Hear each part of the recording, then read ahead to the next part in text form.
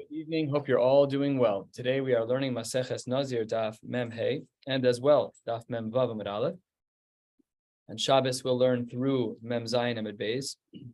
Sunday, Monday, and Tuesday I'll be posting for each of those days. I'll be in Eretz Yisrael, please God, and I'll be posting. And then Wednesday night, assuming that I am standing in this direction when I come home, we'll have shiur that night. If not, I'll post earlier in the day to see how I feel. I can, as long as you spot me $11,086 for the upgrade. No problem. It's very, very sweet. What a guy. No business class on me. I see how much appreciation is in this room. It really is. It says the Mishnah, a quarter of the way down on Mem Hey Amud Aleph. Tiglachas hatara ketzad. Let's say a person successfully completes their Nazirus. We've already learned this language. Tiglachas hatara is the haircut after one completes their Nazirus b'tara. Tiglachas hatuma is the haircut that one has to get after the tuma that they had during Nazirus. So this person successfully navigated. They successfully navigated their Nazirus. How does the hair cutting process work? So the Gemara says, "Hey, maybe gimel behemos." It was like David said yesterday. We could have learned this earlier. We should have learned this earlier, but again, it's not written in a hierarchical way. 3 animals are brought: achatas and olav v'shlamim. V'shochet es hashlamim first, at least according to the Tanakama. We'll see that the shlamim is brought first, and then a megalech aleh, and after that, he's allowed to get a haircut. That's Divrei Rabbi Yehuda. Rabbi Elazar Omer lo haya megalech el alachatas she'achatas kodemes b'chol makom. Just a side din, it's an ancillary din. Whenever there's a chatas amongst other korbanos, the chatas is always brought first. Do you have one? The chatas is always brought first, and therefore, in such a case, the thank you. Here all day. What a team. Team Karesh. And therefore, because the chatas was brought first, so therefore the haircut is brought first. And what we can infer from these two opinions is that once one of the korbanos is brought, you're allowed to get your haircut. Okay. And then however you hold, if you hold chatas is first or shlamim is first, no matter what midirabanan, b'di'evet, one would be yotze as long as any of the korbanos were brought. This next line of the Gemara, of the Mishnah, I should say, is a really interesting insert. We've learned about it 20 blot ago, but it's a little odd that it's here. It's just really not direct relevance. But the Gemara said, quotes Rav Shimon ben Gamliel Omer, "Hey, v'gilul behemos below piresh." If a person set aside 3 animals, and he doesn't specify which one is for which. Remember, we learned about this behemos stam, the halacha l'Moshe Sinai. So there we learned how ru'uya l'chatas tikarev chatas, even though the owner didn't specify which animal is for which, but if we can discern based on the gender and animal types, then we know what animal is which. Chatas is always female and ola is always male. So ola tikrav ola, the shlamim tikrav shlamim. The shlamim is always from an ayil, is always from a ram. So if you could look at the animals and you're a bit of a Talmud Chacham, okay, I got it. I did all the puzzle pieces myself. It's not such a complex jigsaw, and I figured it out. Mazel tov. So then that's the din of Rashbag, and we learned about it a while ago. Tanu Rabbanan, the Brisa opens halfway down on Mem Hey Amud Aleph. The Brisa says, it seems from the Gemara that the haircut takes place at the Ohel Moed. That's what it seems like from the Pasuk. Says the Gemara, that's not correct. The Pasuk doesn't mean that the haircut takes place at the Ohel Moed. Rather, Bishlamim Makasuv Medaber. When it says Vigilach, it's referencing the fact that the Shlamim would be brought at the Ohel Moed, and then the haircut would take place later in a different location, but not that the haircut would take place in the Ohel Moed. We'll see why shortly. And how do we know that the shlamim was shechted there? Shneimar shachtu Pesach Ohel Moed, that the shechita of the shlamim was done at the opening of the Ohel Moed. So says the Gemara in the Brisa, Ata Omer b'shlamim makasu medaber.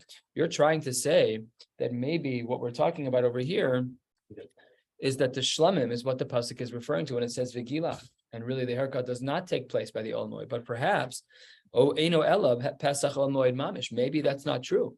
Maybe really the haircutting should take place even in the Ohel Moed, even in the holiest place on earth. Well, I guess if it's a Mishkan, it's a replica. It says the Gemara, we can't say that. It's not possible that the haircutting would take place in the Ohel Moed. Why? Because Amras, I would argue back to you, in Kain derech bizayonhu. Getting a haircut, I got a haircut today. The hair's falling everywhere. It's a disaster. You know, like the method of the black cape. Like when you have hair that's salt and pepper and you have a black cape on you, what shows? Only white. So then they want you to dye your hair. He's like, oh, would you like to dye your hair? I'm like, no, and stop talking about my gray hair. It's a good shiur. It's a good shiur. The question is, how normal is it? Usually we typically view these dinim of like wearing beged isha as like whatever is societally normal. The poskim discuss this, since nowadays outside of our culture, and Nebuch, unfortunately, in some parts in our culture where it's common for girls to wear pants, which is halachically questionable.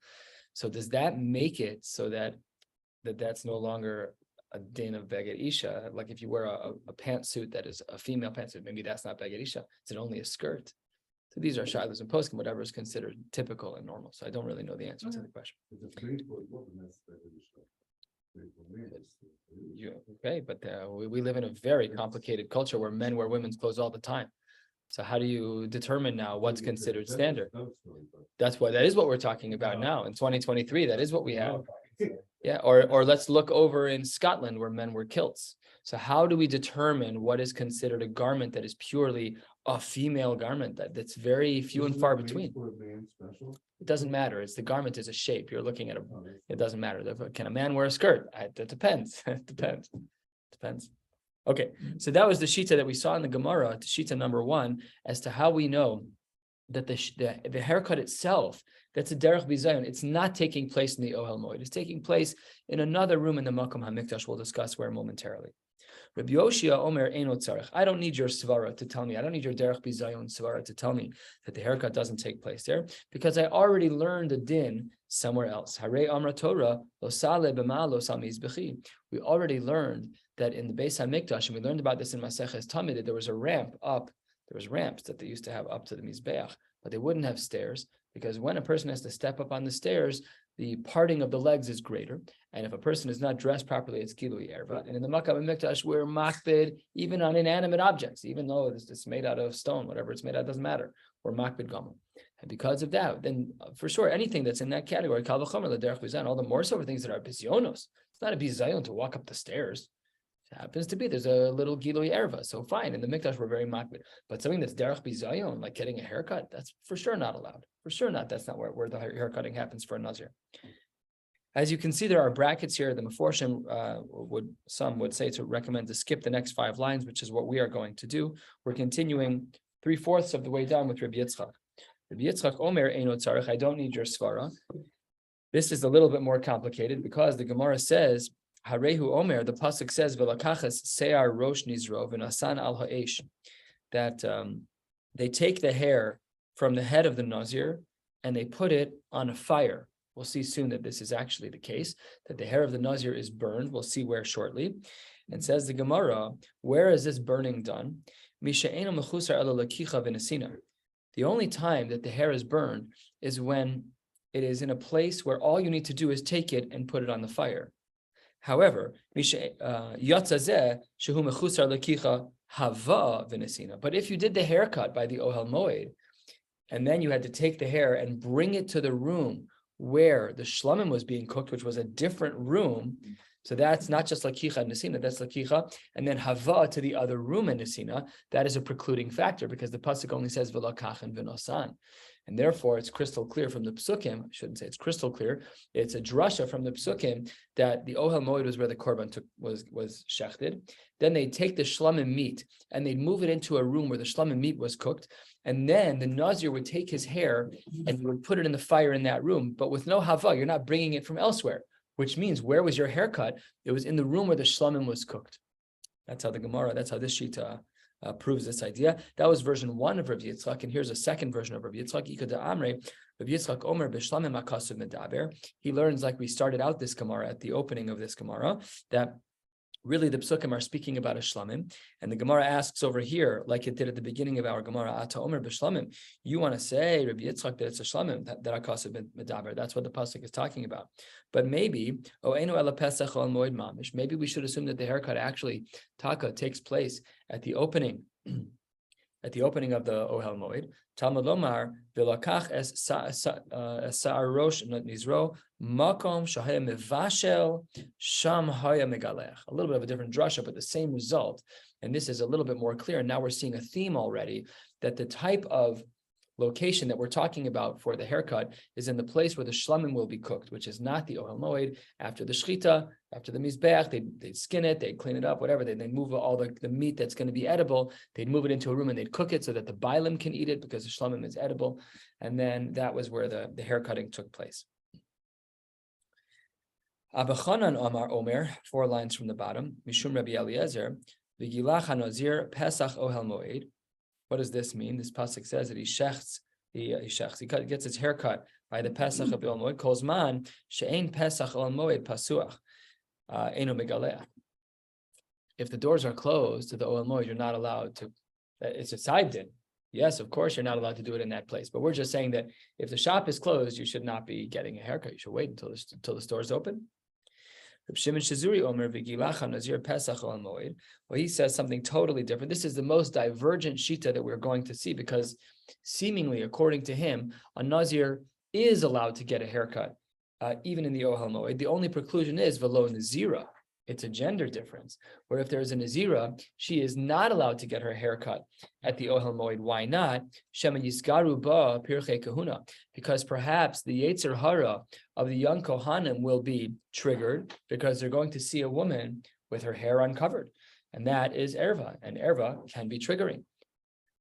I remember when I was in the yeshiva, Rabbi Levinson, Zatzal, so I remember from back in the day, Rabbi Levinson, Neil Kirshner told me the story. We were both in high school together. I'm a year younger than him. So he was a senior and I was a junior. And he said he was learning in one of the side rooms with Rabbi Levinson. And Rabbi Levinson said, I have a chashash that there's a picture on the wall. He didn't look up. I have a chashash, there's a picture on the wall of this room with a woman without her hair covered. Let's go learn it in another room. This is mamish a picture of, and he didn't even look. He wouldn't even look. And, Neil Kirshner turned around. He's like, yeah, her hair is uncovered, Taka. And they walked out and they went to go learn somewhere else. Okay, that's not erva mamish. That's a picture of erva. The poskim discussed this. What happens if you see a reflection of erva in a mirror? Is that the same thing as erva? Yes, it could be just as megari yetzer hara. You could see something on a screen that's an Isser Doraisa, even though it's not erva mamish in front of you, doesn't matter. These are shilas and poskim as well. The halacha lemaisa components are: can you make a bracha if the reflection of a woman who's not dressed properly is directly you can't see her, but indirectly you can. So we're not allowed to make a bracha when a woman's in front of us and she's not dressed properly. And in fact, atzima senaim, closing your eyes doesn't help. The Bir Halacha writes this in Siman Ayin Hey. So what do? This is a very practical thing. You're on an airplane, you're anywhere. You have a guest at your Shabbos table who's not dressed properly. You have to make kiddush. So you need to lower your head in a way where you can't see anyone in a clear way. These are real clear halachos. So here the Gemara says it's a drasha that a Nazira is not allowed to cut her hair in the Ohel Moed. But according to this approach, who's the author of Shimon Shazuri, he seems to say, and he's the only one who seems to say, that a regular Nazir Taka does get the haircut in Ohel Moed, and that's not a bizan. How does he answer the other questions? Good, don't know. That's what's presented here. Now we're about to learn Maseches Sota, and in Maseches Sota, there's quite a graphic display of the Isha Sota. So the Gemara calls out, Amrulo, top line of Mem Hayamid Beis, Lidvarecha, Sota Tochiach. If you're saying that you have a concern about the Pirchei Kahuna, who might have their Yetzer Hara triggered by seeing this woman with her hair uncovered, what about the Sota? Tichsi ba ve'amida lifnei Hashem, and even more graphic details. Ayin Sham, we'll learn this in the coming months. V'lo chayshin Shema yiskaru ba Pirchei Kahuna. So why over here by the Nazira are we concerned? Why does Reb Shimon Shazuri say that the Nazira is not allowed to get her hair cut in the Ohel Moed because maybe the Pirchei Kahuna they'll see and they'll have a Yetzer Hara? What about the Isha Sota? The Gemara gives a fascinating answer. Amar Lahen, Zu Kocheles Upokeses. By the Nazira, what she's doing is a mitzvah. She's doing her job. Therefore, by her, she's still wearing makeup. And because she's still wearing makeup, she may look very beautiful. But Zu, in regards to the case of the woman who is an Isha Sota, Eino Kocheles Upokeses. She knows why she's coming to the Beis HaMikdash. She is not putting on makeup. This whole thing is an awfully degrading process, and she will not then be wearing the makeup. So that's what the Gemara says in regards to the distinction between the Yetzer Hara for seeing a Nazira, which we are concerned about, as opposed to the Sota, which we are not concerned about. Yeah, how much of is going to her death? But now that you've asked your question, she's not necessarily going to her death. But now that you've asked your question, it just goes to show you that the Yetzer Hara doesn't have any future thinking. Yes, she may die, but in the meantime, she's beautiful. Our Yetzer Hara, like, well, let me calculate the days of her life. We're not like that. This part of us is very automatic. It's very automatic. Yeah, but then you should say that she would have to also prove. Because if what Stan. You have to say what? You have to say what? If what Stan is saying is true, then there would still be a problem with the Araba. Because otherwise it's a very slippery slope. Oh, if she's ugly, then it's okay. Doesn't say if she's ugly. You know what I It doesn't mean? say if she's ugly. That's not the distinction. The distinction is not ugly or not ugly. The distinction is whether or not she's wearing makeup. That's fascinating, and I hear you. Erva should be erva whether or not there's makeup on her face. Her hair, what does it have to do? Yeah, we don't make distinctions like that. But the Gemara makes a distinction between a woman who has no makeup. It's not time to go walking down the street. She needs to be here in order to take the haircut as part of her. I understand, That's her but then process. clear the room. Say it's a problem. But if text is right, then clear the room. Clear the room. What does her makeup have anything to do with her hair? It has to do with the way she presents herself. Is hair erva or is hair not erva? If hair is erva, then we should be concerned about a Yetzer Hara. She becomes Sinead O'Connor, she's still gonna look disgusting.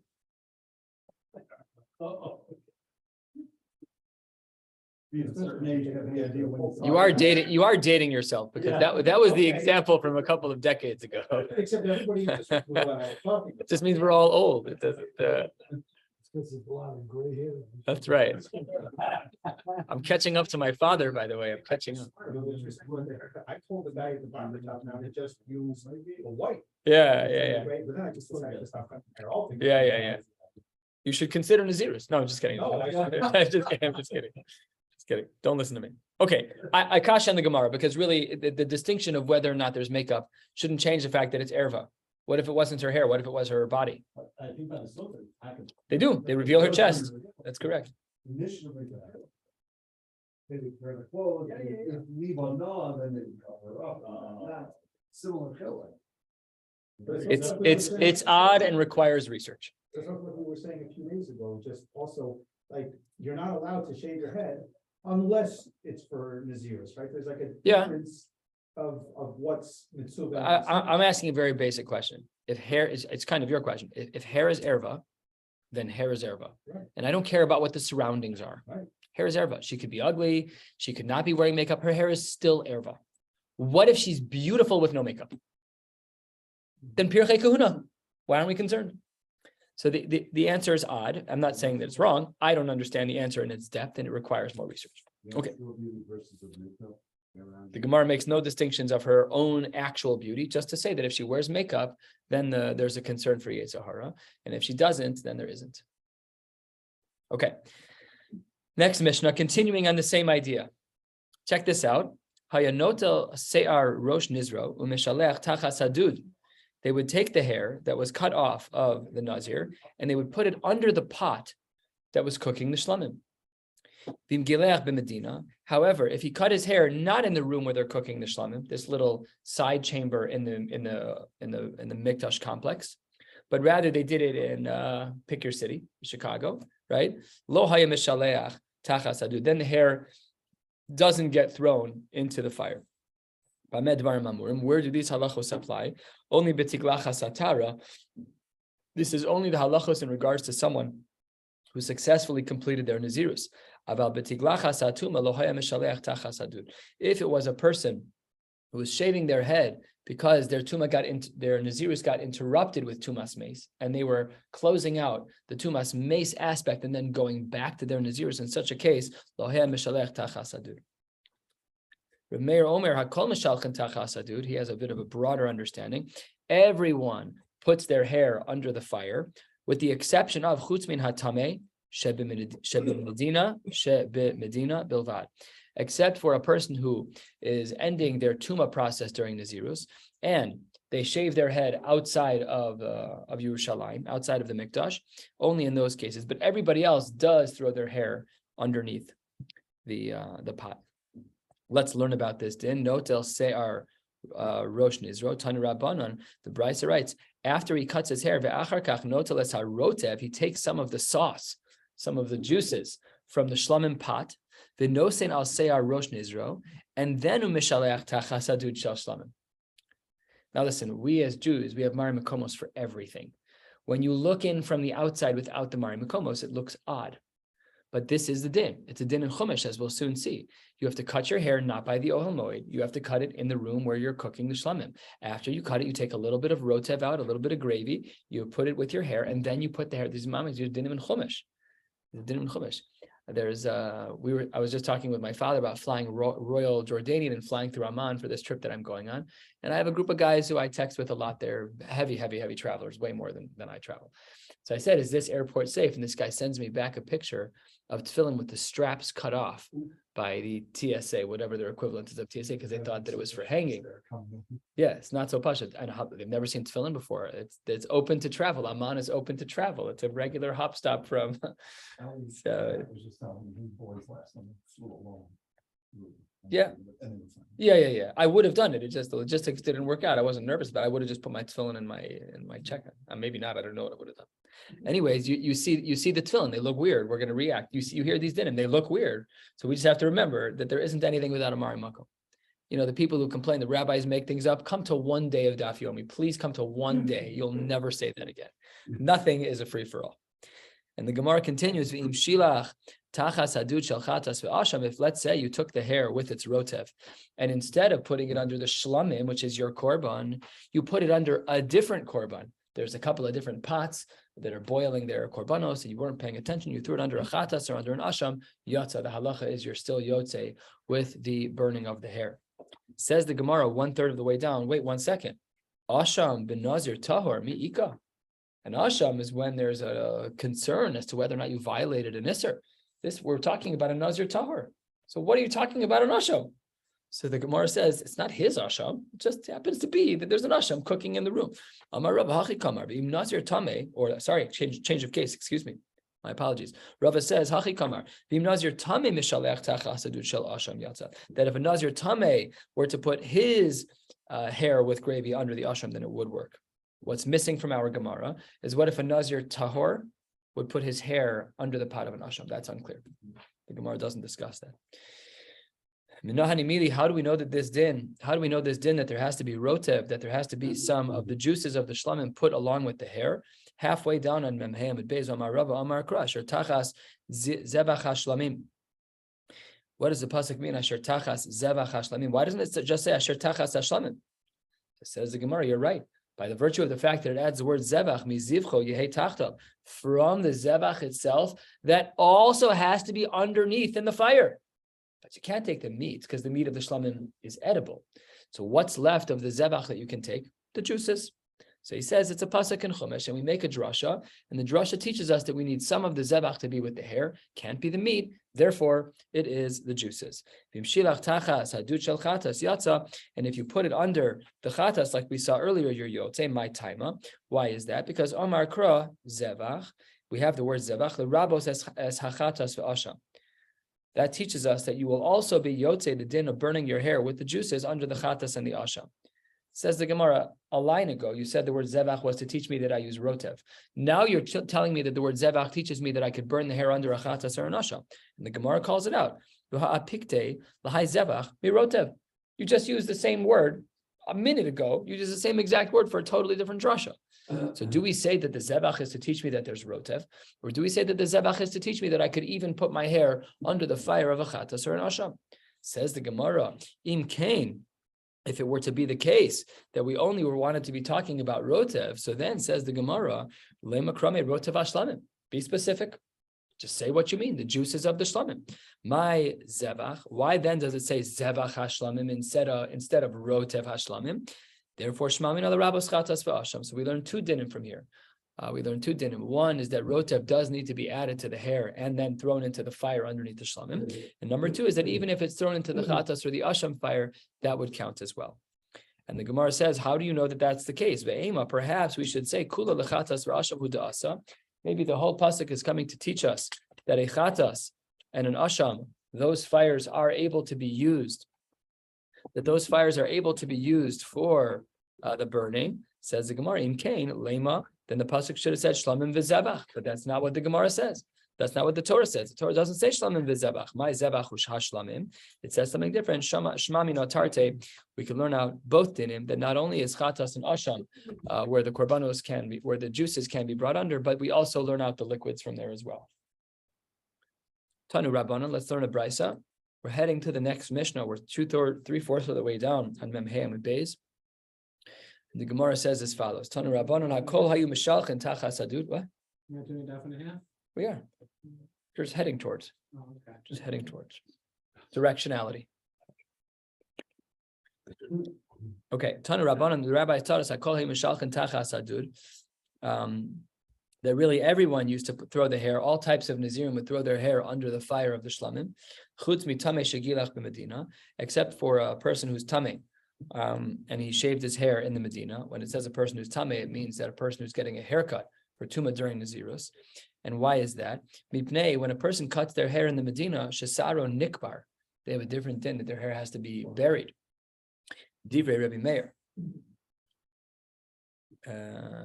Yeah, it's very interesting. There's one other din that I know of where you have the removal of this item is either in fire or in the ground, and it's your nails. The Shulchan Aruch speaks about that.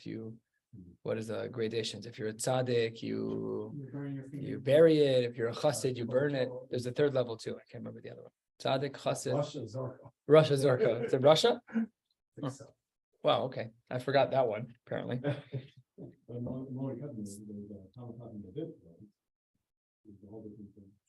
Yeah, there we said that if it's moved after it's on the ground, then it's no longer dangerous. Right. It's one reason to keep the nails short, because they actually, for people who bite their nails, they make that nasty nail polish that makes it just taste bad. But okay. What? There's no issue in biting it. It's a little uncouth. But then when you're done with where are you putting them? You're dropping them on the ground. That's not right. Rabbi Yehuda Omer, he argues. He says, no, not everyone puts it under the fire except for the Tameh Shegilach b'Medina. He says, Tahorim, when it comes to people who are Tahor, it doesn't matter where they cut their hair. Kan v'kan hayu mishalchen. They'd always send it into the Beis HaMikdash for burning. And Tmeim, it doesn't matter where they cut their hair. Kan v'kan lo hayu mishalchen. They would not send them and they'd bury them. V'chachamim omrim hakol lo hayu mishalchen tachas adud. They were on the opposite end of the spectrum. They said there was only one scenario where there would be people who would be burning it, and that is chutz min hatar shebemikdash mipnei shenaseh kimitzvaso. The only person who had a requirement to put their hair under a fire was a person who was a Nazir tahor, where he was doing atiglachas tahor. He finished his Nazirus, and he cut his hair in the right room in the Beis HaMikdash, which is the room where the shlamim is being cooked. Under those circumstances, he would throw it under the fire. Nobody else would throw it under the fire. So there's a huge gamut of people in the Gemara, of Tanaim and the Gemara, who have different approaches as to who and when a person would put their hair in a fire. Next Mishnah. Hayamevasheles hashlamim o sholkan. They would cook the shlamim meat of this korban, o sholkan, or they would overcook it. This word shulkan is subject to a machlokes in the Rishonim and really in other Gemaras in Shas as to whether or not it means to undercook or overcook. But in this context, many of the Meforshim hold it is to overcook.